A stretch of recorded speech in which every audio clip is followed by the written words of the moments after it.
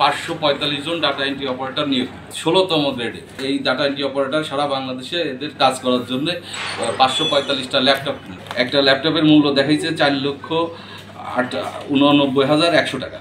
এইভাবে তারা এই ল্যাপটপ আরও বিভিন্ন যন্ত্রাংশ অতিরিক্ত দামে কিনে ক্রয় করে এই প্রজেক্টের টাকা আত্মসাৎ করছে। এরপরে দেখা যাচ্ছে যে 2 মাসের ভিতর এই ল্যাপটপগুলো নষ্ট হয়ে গেল এবং এই 545 জন ডাটা এন্ট্রি অপারেটর সারা বাংলাদেশে এরা ওয়ার্কপ্লেস হয়ে গেল।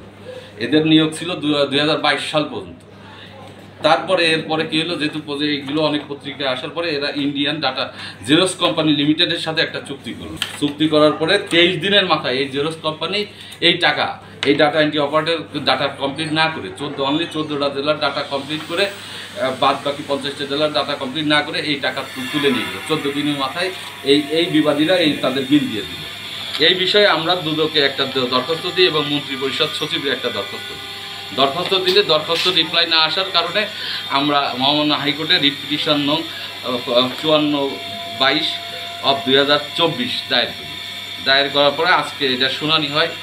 দুদকের আইনজীবী খুশিদ আলম সরকারও উপস্থিত ছিল। শুনানি পরে কোর্ট একটা রুল দিছে, আর দিছে 6 মাসের ভিতর নিষ্পত্তি করার জন্য দিছে আমাদের অ্যাপ্লিকেশনটা, আর একটা দিছে যদি ঘটনার সত্যতা প্রমাণ পায় তাহলে এফআইআর হিসেবে ঠিক করার জন্য বলছে।